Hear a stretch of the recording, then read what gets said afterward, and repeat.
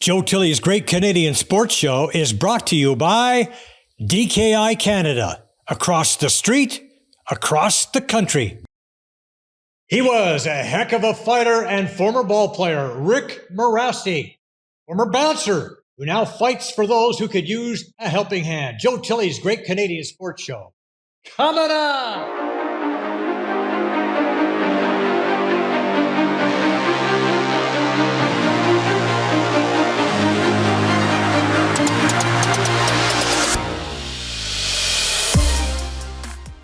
Our guest today hails from Green Lake, Saskatchewan. He is a former ball player, an amateur boxing champion. He was on the past board of directors for the Alberta Workers' Compensation Board, Edmonton Economic Development Committee, an executive director of the National Association of Friendship Centres, associate director for Aboriginal Child Welfare, Alberta Social Services, a former instructor at the University of Alberta School of Native Studies, a director of the Indigenous Law Program at the University of Alberta, translation expert for the Federal Court of Canada, currently a defense lawyer, a champion of the Indigenous community. Ladies and gentlemen, welcome to the program, Rick Nasty Mirasty. Rick, welcome to the program. Okay, now tell us about your early years. I understand you were basically saved and raised by your grandmother. Tell us that story. I was born to a 17-year-old mother, Indigenous mother, and as adopted, well, not adopted, but scooped from the hospital by child welfare and put into a foster home. But my mother and my aunt got me back, and my mother left when she turned 18 and left me with my grandmother. And basically, my grandmother raised me from the time I was 3 months old till she passed away when I was 20. So looked after me. That's kind of my upbringing. Well, we had, it's interesting because we had Irene Crowchild on the show, of course, a while back, and you were the one who helped me contact Irene, Canadian ladies long drive champion and great Indigenous golfer who became the Canadian champion. And she also talked about being raised by her grandmother. It seems to be a common story. Let's roll that clip, Vic. I think it's really common in Indigenous communities that our grandparents are do become our parents. I can definitely say with the generations nowadays that they're kind of breaking that cycle. I think if we just talking from personal experience, my story is my parents have their story and their struggles. And so, they weren't able to take care of me. And that's where my grandmother stepped in, and that's when she made the decision to raise me, to take me in, to kind of give me a better, let's say a better life. Is that a story that you can relate to, Rick? That sounds very familiar. Essentially, my grandma saved my life.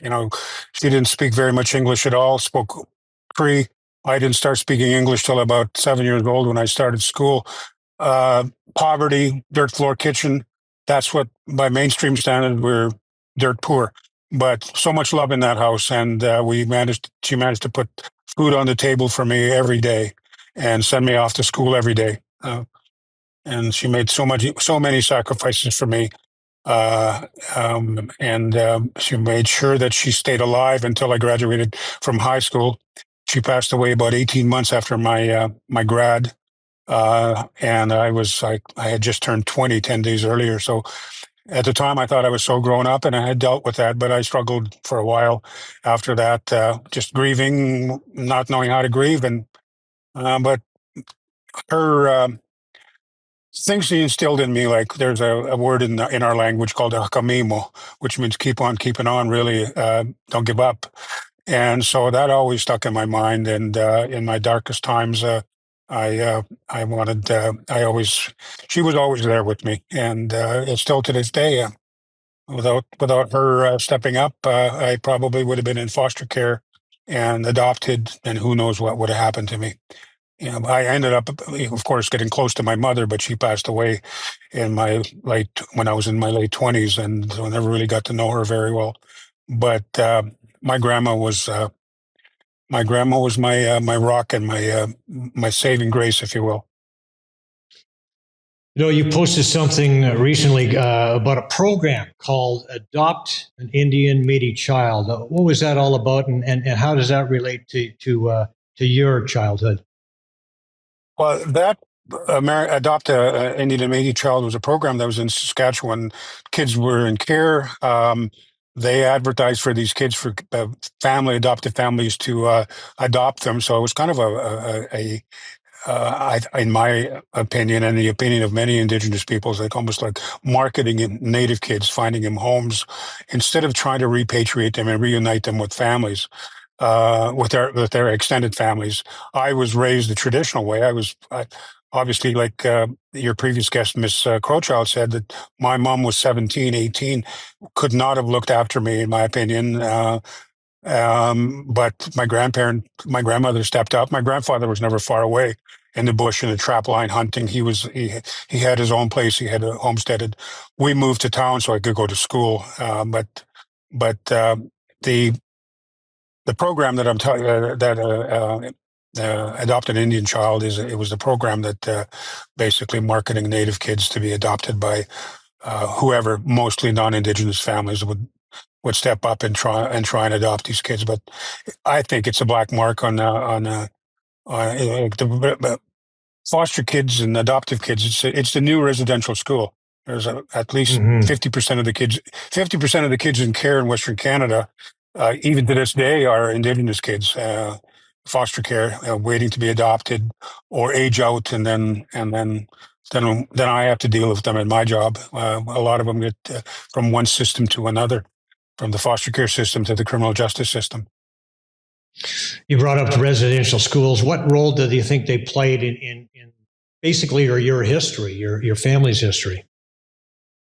Well, I have a picture. My mother and my aunt, two aunts, actually two uncles and an aunt. My aunt had first communion, and my mother was probably 15 years old.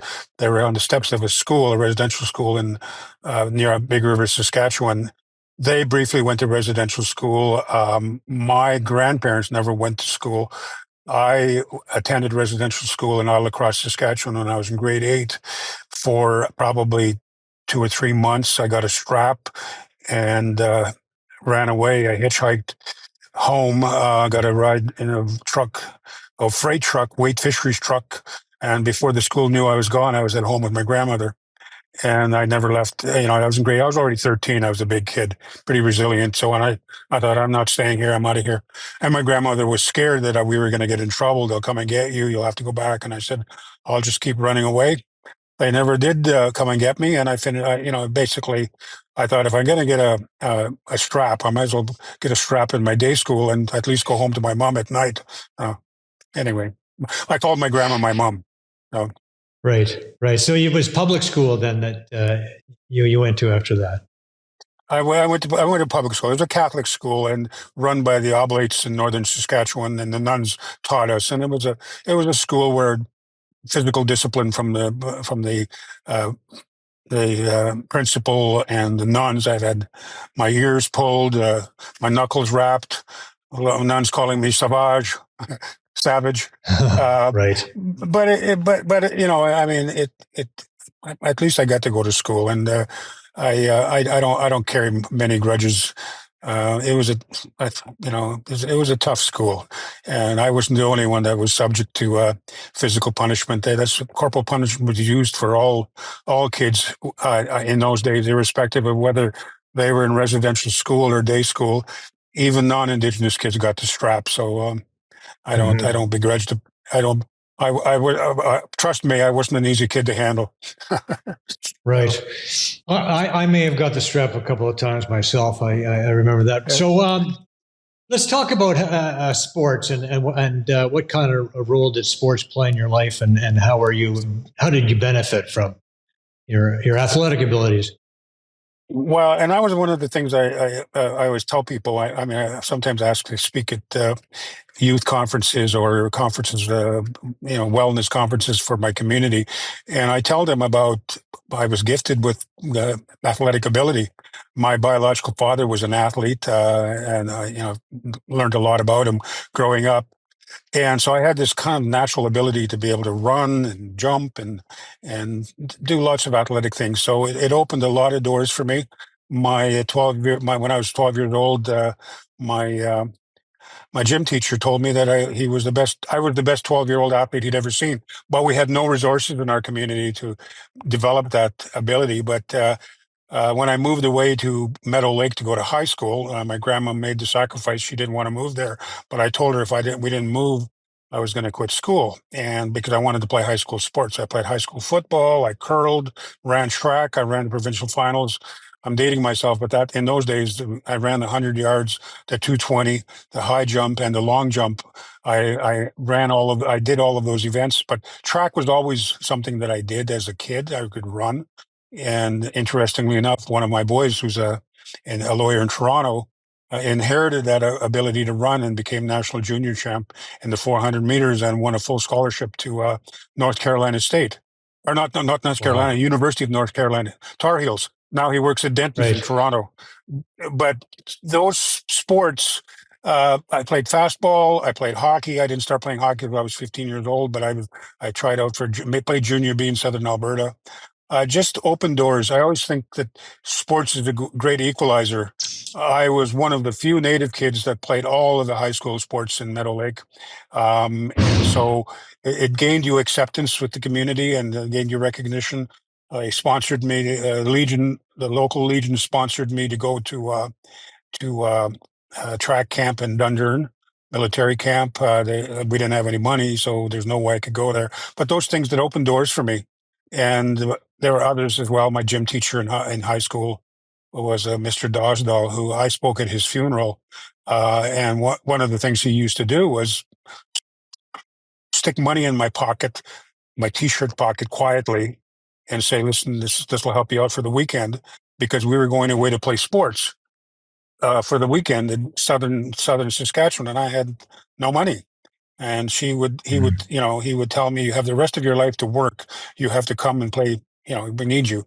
So sports has been huge part of my life. I moved to Edmonton, and that's where I met you in the Native Boys Boxing Club. I always wanted to box, so I started boxing, and it kind of like boxing was like a duck to water for me. I love to fight, so it was natural for me to get into the ring. Um, Right. At the Native Boys Boxing Club in Edmonton, Gordon Russell was the coach there. How'd you end up there? Well, I bounced at a bar, at a cabaret, Londonderry Cabaret, with a guy named Wayne Hayes, who I think he went to school with. Oh, yes. And yes, plain Wayne Hayes. So Wayne Plain was Wayne. boxing Wayne was boxing at the Native Boys Boxing Club, and he said, "Why don't you come and join us? Come and train, come and hit the bag." And so I went there.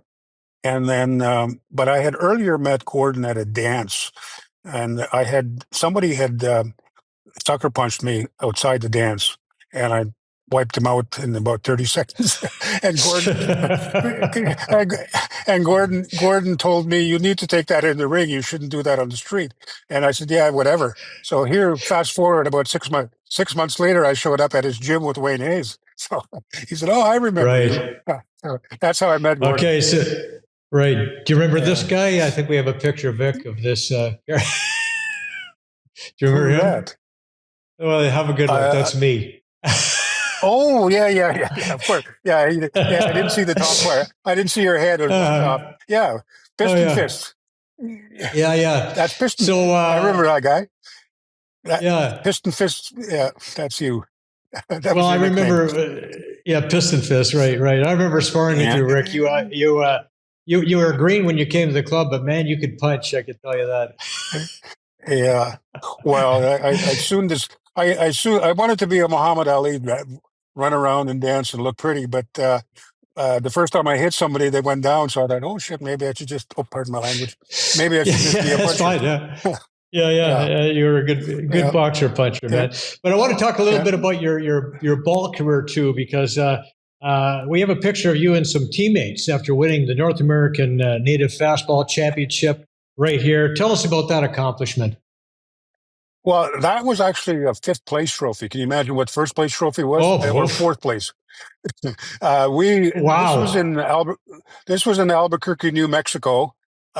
We traveled down there. I played for North Battleford. I was already living in Edmonton, going to university in Edmonton, but I took a Greyhound to North Battleford, and we chartered to Albuquerque, New Mexico. It took about 3 days to get there, and then we proceeded to play 8 games in essentially 2 days, because we played our first game on a Friday night and we lost, which put us on the B side, which means you have two lives. Mm, You can only lose two. You can only lose 2 games. So all day Saturday and all day Sunday, we advanced into the semifinals and lost in the semifinals to a team of Lakota Sioux from. It was North American Indigenous Fastball Championships, Native American Fastball Championships. So we lost to a team from Lakota Sioux in Albuquerque in the semifinals, and so that was a fourth place trophy. And wow. I ended up. Two of our pitchers got sick, and it was like 90 above, and I ended up pitching in 6 of the 8 games that we played. I so I went from 175 pounds to about 162 pounds in 3 days. Right. Yeah, and how was that arm? A lot of ice for the arm in Albuquerque necessary, right? Well, all we had time to do in the second day was go from one diamond to another. So we'd pack our gear. If we lost, we were out, but we kept winning. So we'd go from one ball diamond to the other. And there's a Coors Light van with beer, so that's all we'd have to do. We'd grab a beer and go play ball the next diamond. My arm was fine, but it just ran out of gas. So Right. anyway, that was a Right. great experiences like that. I traveled down the road, played in non-Indigenous softball in Edmonton in the senior men's league, which was the top league in the city at the time. But I played a lot of tournaments where people would pick me up to go pitch, and anywhere from Athabasca to like Hay Lakes. I pitched for Hay Lakes, Right. little wee towns would say Bruderheim. I'd be the only native guy on the team, but I'd be pitching with a bunch of Ukrainian guys playing ball and having a lot of fun. So, but like I say, it opened a lot of doors for me. Just the ability to play sports, and it's a great door opener, the great equalizer. I always say, Right. sports. You could have just been Rick Mirasty. Just Yeah, right. yeah. Well, that's the There funny you thing. go. That's the funny thing in Bruderheim, when we had a banquet after the tournament, like a big feast with pete and sausage and everything, Yeah. and Yeah. they were calling me Mirasty, the honorary Ukrainian. Yeah. Mm, Right? Yeah. for Well, sure. It's yeah. simple. Yeah. Yeah. Your Hmm. baseball exploit, your ball exploits ended up connecting you with a guy who's a former Toronto Maple Leafs coach. Tell us, or current Toronto Maple Leafs coach, tell Yeah. us Yeah. about playing with Craig Berube, the Chief, right? Well, he's from a little town just east of, or just west of, northwest of Edmonton, Callahoo, near the Alexander Reserve, near Morinville, uh, west of St. Albert. And his family, well, everybody they pronounce it Berube now, but everybody called him Burby back home, Craig Burby. And his father, Roger, was a good fastball player, coached the local fastball team. And Craig, of course, was playing junior and then pros, and he'd come home and pitch every summer. And one of my late great friends was my catcher, Donnie Pompana, also caught for Callahoo. And so I ended up playing for Donnie, and then we put an all native team together. Donnie was a Sioux Indian from Brandon, Manitoba, Sioux Valley, which is where Zach Whitecloud's from, by the way. Okay, Anyway, yeah, so Donnie put together a team. Donnie was very close. Donnie lived in Spruce Grove, was very close to the Callahoo boys because he played for Callahoo. So when we played against Craig's team, Emil Berube was Craig's uncle. He was also on the team, and then a bunch of other younger fellas, and Craig was their pitcher. And he threw hard, and he was very competitive, very fiery on the mound, like he is behind the bench, and like when he played. Right. But we picked him up a couple of times when he was quite young to come to native tournaments. One of the tournaments I remember that we picked him up to come to was when he was about 19, 20, just on the cusp of his pro career.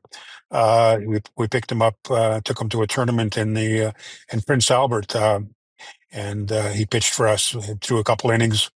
But I've always known Craig. Craig used to drive in from Calahoo and train at the old Panther gym that was run by the late Daryl Duke. Daryl Duke was the middleweight Hmm. kickboxing champion, world kickboxing champion, and he also was the trainer for the Oilers at one point. He was their fitness guy, trained a lot of the pros, a lot of the Oilers during their glory years in the '80s. Flamenco trained there, but Daryl owned the Panther gym, so Craig would drive in around 11 o'clock every day, and him and Daryl would go run the hills by the golf course, Victoria Golf Course, or the stairs, and then Craig would end up hitting the bag and doing pad work, and then go home back to the farm and then play ball that night. That was Right. Craig's summers when before he became uh, a coach. He returned home almost every summer. Um, Well, it worked pretty well for him. He could handle himself well on the ice, no doubt about that. Yes, yes, and Yeah. now and now I've never been a Toronto fan, but I find myself cheering for Toronto now because you got to cheer for the Chief. So, Absolutely. Well, being a Toronto fan, it's not hard to do. I mean, I've always been split between Edmonton and Toronto, but living in Toronto for a yeah. long time now, it's kind of what happens. So, okay, so tell us about what made you decide you wanted to be a lawyer, and tell us about that pursuit. Well, like I said earlier, I didn't learn to read until about 7 years old. When I started school, I started to read. But my uncle lived with us for quite a bit, worked at the sawmill. My uncle Wilfred. Um, he was sort of my hero, but he had all these Western pocket novels, Louis L'Amour, Zane Grey, laying around in his room. So I loved to read. So I started reading those books, and I don't know where I got the notion that I wanted to be a lawyer, but I do recall telling my grandmother around 12 years old what I wanted to do for a living, or she asked me what I wanted to be when I grew up, and I said a lawyer. But see, nobody in hardly anyone in my community ever finished grade 10 or grade 9, let alone high school. And then to be a lawyer was sort of, nobody really knew what a lawyer did. I didn't, but that's what I wanted to be. And she sort of chuckled. She sort of chuckled and spoke a little bit of English. And she said, a liar or te with me. Well, maybe a liar, but so it's kind of I've soon found out that maybe it's a bit of the same thing. Yeah. But that's that. Yeah. So it was a dream that I had from a child. I went. I started a phys ed degree at U of A. Went into education, and then ultimately took a native law program in Saskatoon, and then got admitted to U of A. And then I wasn't successful. I didn't. Um, I was asked to take some time off. So I could have probably gone back much sooner, but I ended up getting a couple of children, got married, and next thing you know, I was in a career, and I still hadn't fulfilled my dream. So in my 30s, I decided to move to Ottawa and go to law school, and I graduated, working full time at the same time and raising a family, and graduated, and then got admitted to the bar in Alberta, and worked for a while at the university teaching, but I really wanted to practice law, so I practiced law with Walkowicz and Company, a kind of well-known legal name in Alberta, in Edmonton anyway. And then I kind of hung my own shingle, and I've been doing a road show for the past 20 years, practicing in places like Cold Lake and St. Paul. I'm outside the courthouse in St. Paul right now in my vehicle because I had court in Cold Lake this morning and St. Paul this afternoon. But that's kind of been my life for the last 20 some years. The judges call myself and a few other guys that do a lot of rural work the road warriors. So I'm a road warrior. And I practice 100% criminal law, defending largely people from the community that I come from. I mean, by that I mean the Indigenous community. A lot of my clients are young Native men and women, and there go I, but for the grace of God. In fact, I was there once when I was younger. After my grandma died, I floundered a bit and got myself into a little bit of trouble. But it's like I've come full circle, and I think it's a spiritual thing. Um, this is where I was destined to be, and now I have a 30-year-old son doing the same thing, criminal law. Oh, Um, so he's yeah. a young up and come. My youngest boy is a lawyer. One of my oldest boys is also a lawyer, but never been inside of a courtroom. He's a partner in dentists in Toronto. Um, Right, there we are. Andrew and Rich, if I'm not mistaken. Is that right? no, that's Jackson is the guy, the young Oh, guy to my Jackson. I'm left. sorry. Yeah, yeah. Okay. Andrew was a baseball player. Actually, Andrew is writing his LSAT in April, so he's aspires to be a lawyer as well. I'm in the middle, of course, and Hmm. then Ryan on the far right. That was picture was taken outside of Vincent Massey Hall, I think, in Toronto when he got admitted to the bar. Um, um, and he's like I say, he's a partner at Denton's in Toronto. So, what kind of roadblocks have you run into? I mean, you talk about the karma. You know, you're in a place now where you're full circle, right? Defending people that who like yourself have gone through some tough times. What kind of roadblocks have you run into? I guess as a lawyer, defending the Indigenous members of the Indigenous community. Well, really, no. I mean, no real roadblocks. It's just it is my job, particularly probably because I come from that community. It gives you the highest of the highs and the lowest of lows. I defend. I've had murders and anything from shoplifting to murder.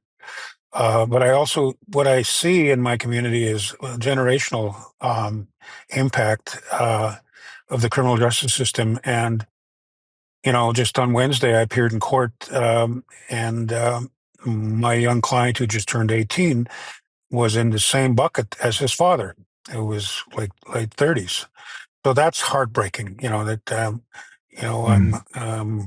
that two young, a father and son, appearing in court the same day for criminal allegations of criminal allegations against them. That's and then there's a lot of pain in my community, a lot of deaths.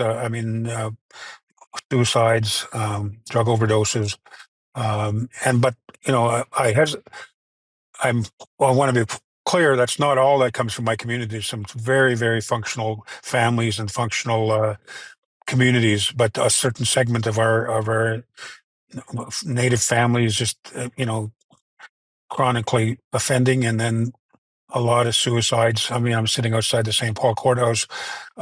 I practice a lot in this area, and I know so many of my clients have died of drug overdoses and shootings and stabbings. So that's that. I guess if that's a roadblock, that's it's heartbreaking for me. But again, my grandma was a helper in her own way. So as I said, it's my destiny to be doing what I'm doing.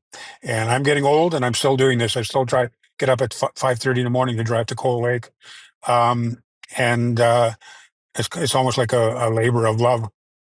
I I I I, I do what I do because I think I'm needed. So, and anyway, it's a long answer to Yeah. a No, it's great. yeah. Yeah, you really shed a lot of light on it. It's beautiful. I want to ask you maybe tell us about some of your success stories, like some of the guys that you've been able to help and watch them sort of like maybe more or less like follow in your footsteps, do something, like so grateful that you're able to help them, right? Well, I think, but the biggest success story I can think is a non-Indigenous kid who went to school with my boys. Um, the proverbial silver spoon kid who grew up in the same neighborhood I raised my kids got in trouble and ended up having to go away or prison term. He's a kid. I don't know if you remember the movie Risky Business with Tom Cruise in it. Mm-hmm. Yep. He was a university but started selling drugs in universities. So same type of scenario with this young man. Just made a mistake, got in with the wrong crowd, and then when he goes out on parole, I was at a gym working out, and I ran into him, and of course he's the same age as my sons, and he said, "Well, I really wanted to be a lawyer, but I sort of blew it." And I told him, "Not necessarily. Uh, Mm. I didn't do that much time, but I've been where you were when I was your age, and I'm practicing law. And if you really want to do it, go to law school, and then you'll have to cross that hurdle with the law society and explain what happened, and and deal with it then." Anyway, I think he's been a lawyer now for about 2 years, 3 years. But um, he he articled with a well-known firm. He's now practicing criminal law. But when it was time for him to be admitted to the bar, he asked me to speak at his bar admission, and unfortunately, I had planned a fishing trip to northern Saskatchewan with some lawyers, and they don't know how to get there, so I had to be their guide. So I had to, I wrote out a little speech to be read at his bar admission course, and when it was time for him to be admitted, of course, he had to give references, and he asked me to be a reference because the law society had to vet him. And I got a call from the Law Society, and I gave him a glowing reference and how I'd watched him in the last 2 years with Student Legal Services and then articling, doing such great work. And he's uniquely placed to help people, much like I was. So anyway, that's been my biggest success story, is that person. But there are others who chronic offenders who um, somehow clean up, and then you see them with families. I've had a few of those as well. But the biggest success story is this one young man who's now a lawyer, and I see him at the courthouse every day doing wonderful work and representing people from my community. And he's a silver spoon kid from the good side of town who made one bad choice, but he's now a lawyer. Um, You posted something recently. You had a chance to be one of Canada's all-time great Indigenous athletes, Reggie Leach, the Riverton Rifle. Yes. You had posted a picture of him from his Flin Flon Bomber days alongside Bobby Clark and Ron Burwash. First of all, tell us about Ron, because that's an interesting story in itself. Burwash is, I think, a Métis guy. Ron Burwash, I don't really know, but I know Reggie. But I met Reggie years ago when he first he was with the Flyers. There was a conference in some kind of shindig in Edmonton, and I got invited out to Enoch, and I met him very briefly, and I'm sure he doesn't remember meeting me, but I met him years later when he was speaking at the River Cree in Edmonton, and became somewhat close to him. He's very close to a lady who I call my mother, Irene Morin from the Enoch Reserve, adopted me when I was in my early 20s. So Irene is very connected to Reggie. And so that's how I met Reggie. But Burwash, I don't particularly know that well. But Irene Morin, there she is. You just posted a picture of her, and Right, Evander Kane. Evander Kane. Yeah, there was a Chamber of Commerce luncheon, and Irene invited me to go over to the Shaw Conference Center and escort her up to the stage. And but shortly after I got there, I found out I had been bumped by Evander Kane. So I had to I, I had to stay at my table while Evander took my spot. But at least I got a picture. Yeah. Yeah, there you go. So, because when you posted that picture of Ron Burwash, you mentioned something about, I thought he was maybe a direct descendant of Louis Riel, perhaps. Is that what you posted? Yeah. Someone told me that he was a Métis guy. Well, Reggie Leach is a Ojibwe status Indian from Riverton, Manitoba. Right. But Burwash is Métis, and with connections to the Red Rivers. So Red River settlement in Winnipeg, and it escapes me now the details. I think my good friend Lionel Chartrand and Paul Chartrand, Dr. Paul Chartrand. Dr. Paul is a Métis historian, and I think that's where I got the story from. That Burwash was a Métis fellow, and Right. with the descendants down the Louis Riel line. I think that's where I got the story from.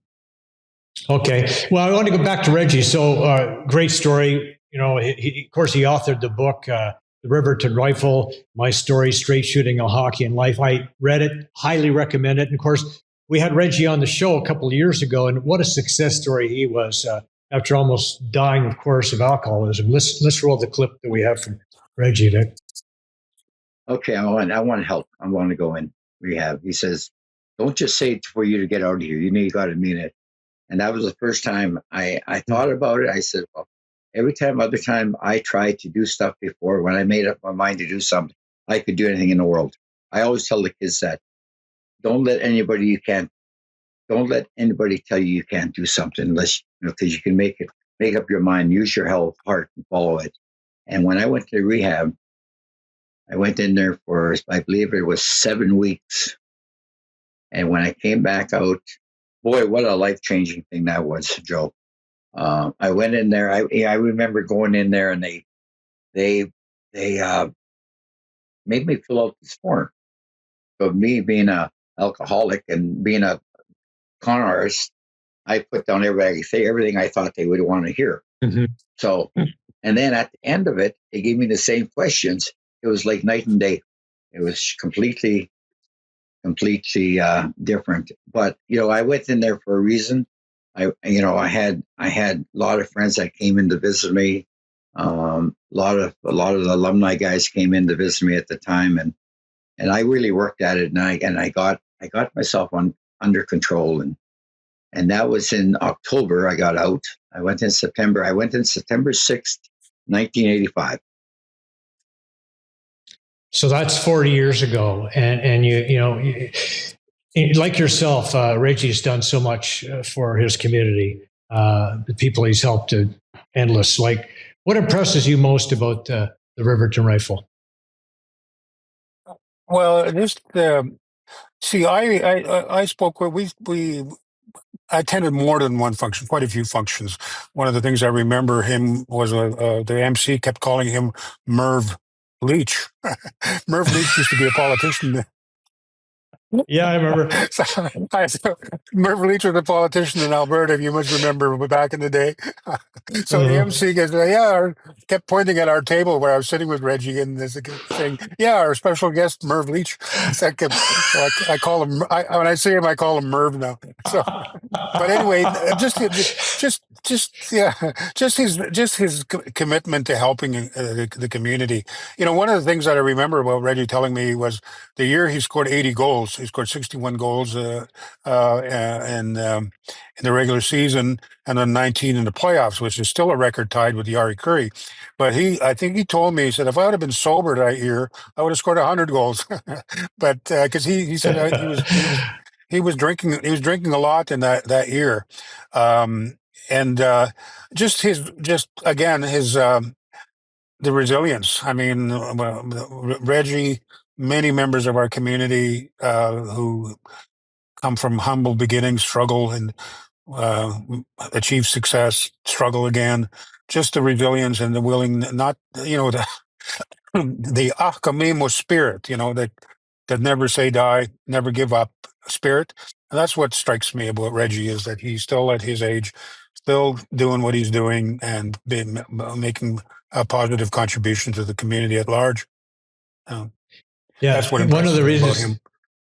Right. Well, one of the reasons I brought up Reggie, interestingly enough, as well, he's also raised by his grandparents. And that's another right. So another connection there. But what a legacy, yes. And what would you like your legacy to be? What would you like us to say about Rick? Well,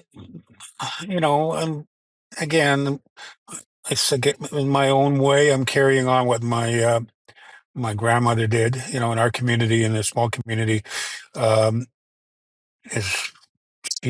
when people died, we had wakes. She'd be there front and center, volunteering, helping out the grieving family. Um, we were poor, but yet nobody left our house without being fed. Just the kindness, I want to be known as someone who had a helpful spirit, a giving spirit, and not to pump my tires, but I do things like a lot of my um, clients are stuck in remand with no family out there to put money in their canteen. For canteen while they're stuck in jail. So from time to time, I make a trip to the remand center, and I have several inmates or orca numbers where I pop $100 in or $75 in, so they can have some canteen when canteen rolls around. So stuff like that. I mean, it's just my nature to try and be helpful, because that's what I learned from my grandma. That's what she was like. So I guess my legacy of someone who never gave up, and someone who uh, helps.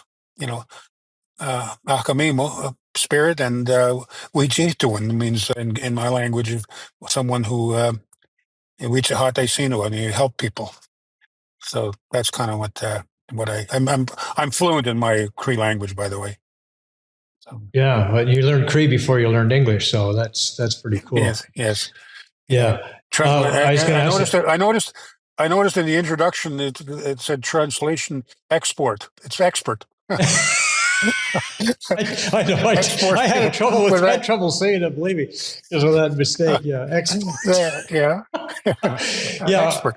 Okay, so I wanted to ask you. Speaking of Cree, what's Cree for elbows up?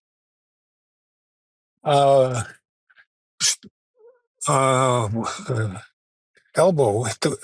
A relative equivalent translation, right? What's going on? Open up.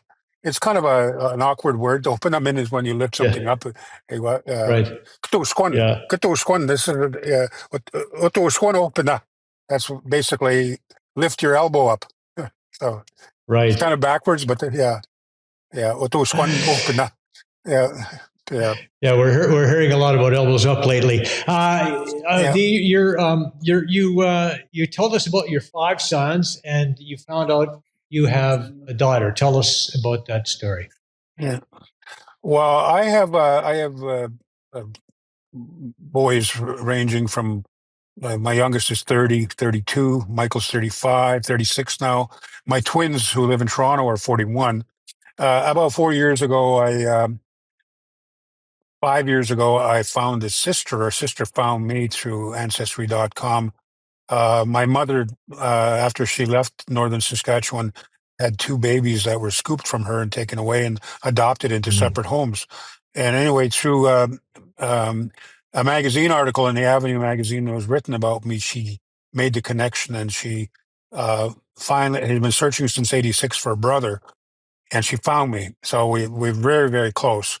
About 4 years ago at Christmas time, she asked me if I knew a certain name of would I know a certain name, and from North Edmonton, which I didn't recognize the name. And I said, why? She is very closely connected to our family on Ancestry, and she's reached out to me. And I said, oh, okay, well, no, I don't know that name. And then about 2 weeks later, she said, basically said, come out and ask me, is it possible that you have a daughter? And I said, well, anything's possible. So I asked her some more specific information because they were communicating. And then I found out that a common connection is, of course, her mother. And then we met to do DNA, and it came back 99.99% probability that I'm her father. So, and I also have 2 grandsons now that I didn't know about, and a daughter. She had 2 boys, aged 6 and 5. So it's kind of she was born in '84, the year the Oilers won the first cup. I was spending a lot of time at the gas pump watching hockey, and there you go. That's what happened. Yeah. I have a story to tell you. I will tell you later, but it's awesome. When are you going to write the book? When are you going to write the book? Yeah, well, my kids keep telling me that. I've got a bunch of. There's my favorite writer was a guy called Richard Wagamis. He's actually his story Iron Horse based. The movie Iron Horse was based on a book that he wrote. But he wrote a number of short stories.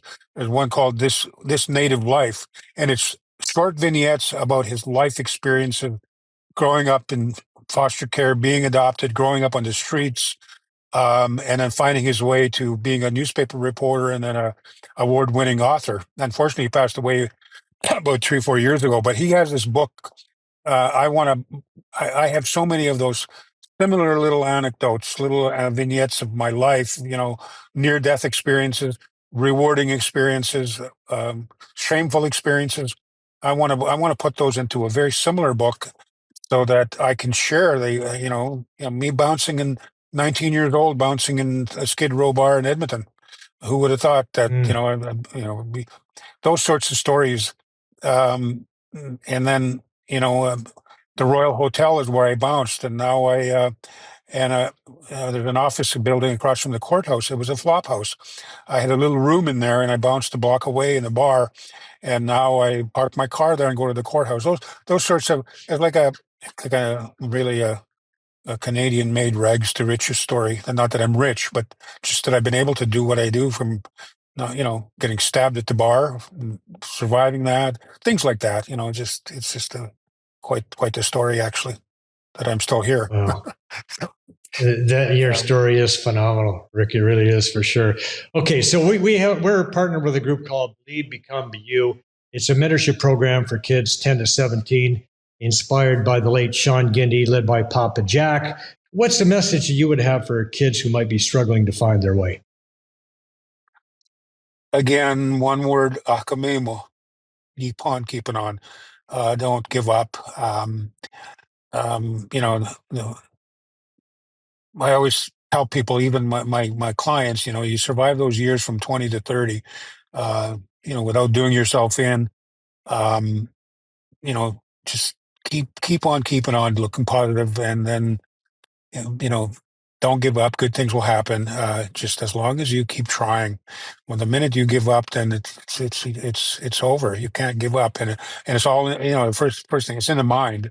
Mind over matter. You just if there's an old cliche, where there's a will, there's a way. But and that's kind of basically the only advice I can give is you keep on trying, keep on keeping on. Akamimo. That's a Cree word of my grandmother used to tell me. Akamimo, akamimo. And there's another word, kaya pakchi, which means don't give up. So those are teachings that I got from my grandmother, and I even at this stage of my life, I find sometimes getting down and despondent, and I remember those teachings. So yeah, that's awesome, and you keep on keeping on, akamimo, and you never know, because that miracle might just be around the next corner, right? That break you're looking for just might be around the next corner, right? Yeah, and if you lay down, you'll miss it. So yeah, for sure. Okay, well, Rick, it's been awesome catching up. Let's hook up next time you come down south to Mexico or come out to Toronto, because it looks like our paths won't be able to cross this time around, but that's pretty awesome. Thanks for taking the time to do this. Well, thank you for having me. I don't know what I'm doing on a sports show. I'm an old lawyer. So I don't play sports anymore. A great connection. I still go to yeah. Thank you so much, and I will be going to Toronto to see my boys and my granddaughter, then sometime in the near future. But heading to Mexico in April for a week. So, but awesome. You'll be gone. Yeah, I'll be gone when you get here, but that's okay. We'll next time. All right. Yeah. All right. Thanks again, Rick. Take care. All right. When we come back, how Ted Nolan's concern for his players ended up costing him his job. Back after this.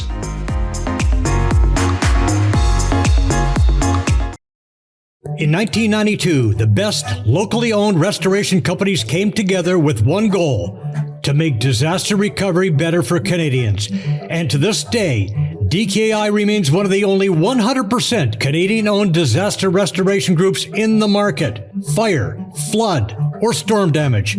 When things go wrong, the right help makes all the difference.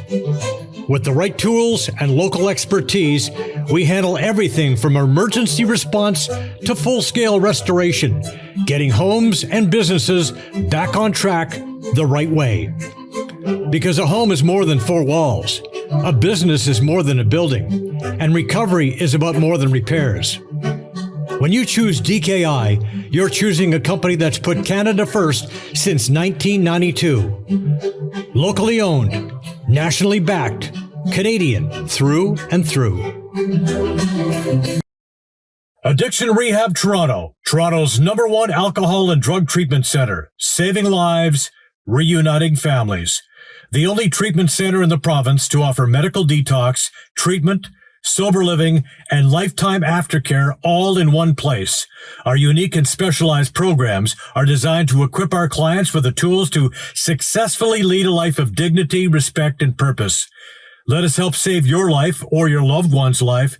Call today for more information or to facilitate an intervention. 1-855-787-2424 or visit addictionrehabtoronto.ca.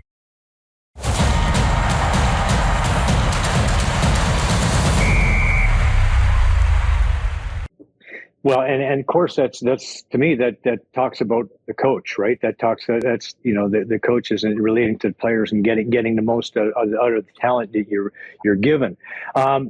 Speaking of LaFontaine, there was a hit that he took that knocked him out of the lineup, and you were told by the management of the team to go ahead and play Pat anyway, and you refused to do that. And I think we got a clip. I believe it was Pat talking about that situation. Vic, is that ready? And LaFontaine was hammered by LaRue, and now here's Ray going after LaRue. Guys were coming up to me and said, "You look pale. You okay? You look white." And I said, I think I'm okay. And the doctors had checked me out, and it really wasn't until the next day when Teddy called me in his office that everything changed. He just said, are you okay? I'm concerned for you. Something's not right. Wasn't sleeping. My head was racing. I had headaches. And when Teddy said that to me, I broke down. And I said, I think something's wrong.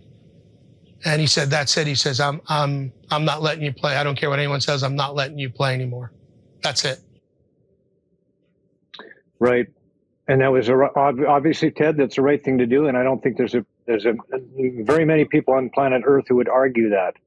But yet, as a result of you making the decision on the player's behalf, which is my estimation is kind of what your job is, you took a lot of grief for that. And as a result of that, people came up with all kinds of BS about you, and including this business that you might be a GM killer, like Don Cherry called you out as somebody like that. And to me, it's like, when I look back and I see what happened and I see what you did, and it's like, wow. How did you feel? Like looking back at that now, do you have any regrets about that? I have no regrets whatsoever, Joe. I mean, when I talked to Patty, one thing I really learned and from my own personal experience, I never went into a season. I never played a game or went through with any coach that ever brought me in the office and say, "Hey, Ted, how you doing today?"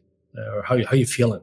Because I believe all athletes have bad games for whatever reason, and coaches or management just think they're having bad games because they don't care. It has nothing to do with that. It's something that happened in your life. But if you don't know, how are you gonna find out everybody? So I really. When I coach, I really wanted to get to know the athlete as best as I can, and talk quite a bit. And when I talked to Patty after he came back, I knew something was wrong. He just wasn't commuting properly. His eyeballs were kind of off center a little bit. He wasn't himself. And so when I said he wasn't going to play, I immediately got a call from the general manager. but 2 hour later and said, I have to play him. We pay him X amount of dollars. He's got to play. And I said, something's wrong with him. And they said, asked me if I was a doctor, which I said, no, I'm not. The doctors cleared him. Then I got a call from the owner. The owner told me to play him. We pay him X amount of dollars, and you're going to play him. And I said no. And I knew, Joe, right there when I declined not to. I knew my days in Buffalo were going to be numbered, because everybody in sport, they take directions from and they listen. And I don't really believe in that method. I believe when I first got everybody, they always said everybody has to be on the same page. I'm going, if everybody's on the same page all the time, it's going to be a pretty boring book. It really is. Mm-hmm. I just think everybody has to make their own decision. So when I did that, I knew I was in trouble, but it was the best decision I ever made. I thought I was going to get a pat on the back at the end and say, "Great job." No, I didn't, and then they can't justify letting you go because of the way the team is going. So they have to justify it some other place. Then all of a sudden you start hearing rumors out. What's the best one to do with a First Nation guy? Let's say he's drinking. Let's say he's drunk at practice. Then you hear all these rumors. I'm going. It just it got to a point. It was gut wrenching. It really was. And to sit down and everybody said, "Well, why don't you fight? You can't fight against a $1 billion company." So I just took it and walked away. Then there's rumors that I turned down 3-year contracts. I was having affairs with players' wives. I mean, all of this stupid stuff. I'm just going. And then my boys were old enough to read the newspapers and read and understand. So I thought the more if I stayed in, the more this garbage would happen. So I walked away.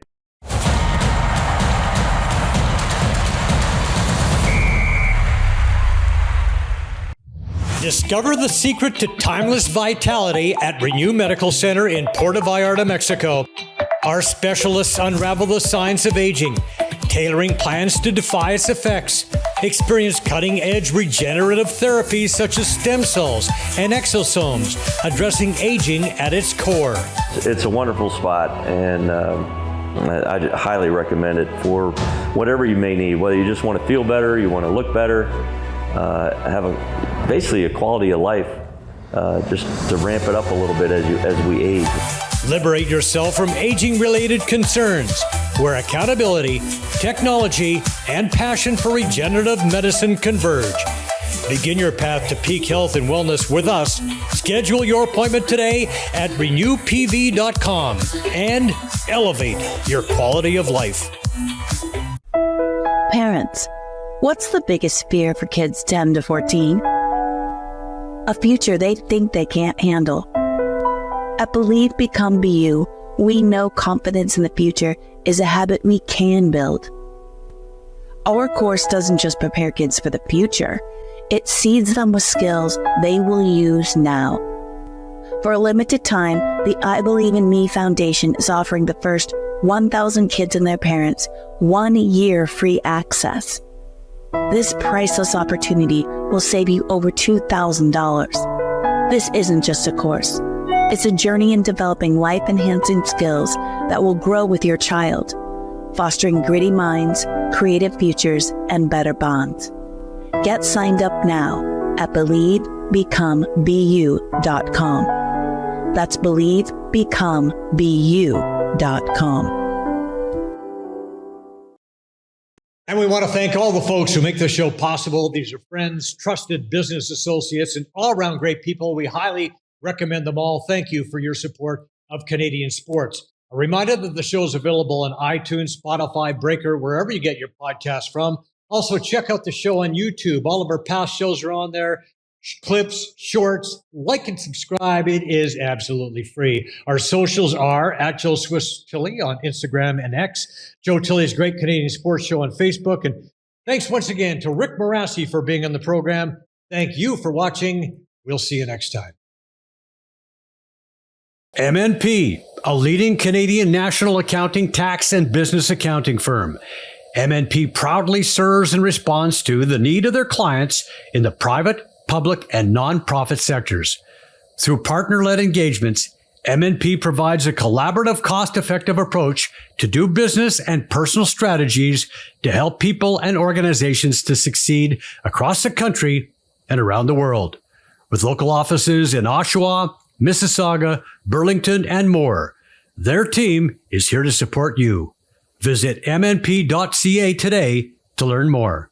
Brian Gribben Insurance Planning, helping you solidify your financial future. At BGIP, what we do that's unique in the marketplace is we show people how to spend and enjoy their money in their early years of retirement without the fear of running out.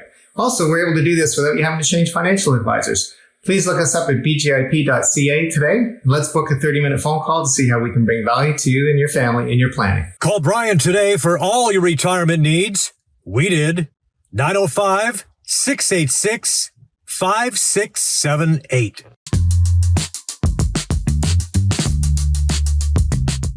Hi, I'm Joe Tilley, and I want to tell you about the painting pros. Patrick and his crew recently came into my home and they painted the walls. They added some color. It's fantastic. And I can't be more satisfied with the work they did. That crew is tremendous. They were professional. They were courteous. They were respectful. And they did a fantastic job. Look at that. Look at that color. I just can't stress enough how satisfied we truly are with Patrick and his crew. For all your painting needs, go with the pros.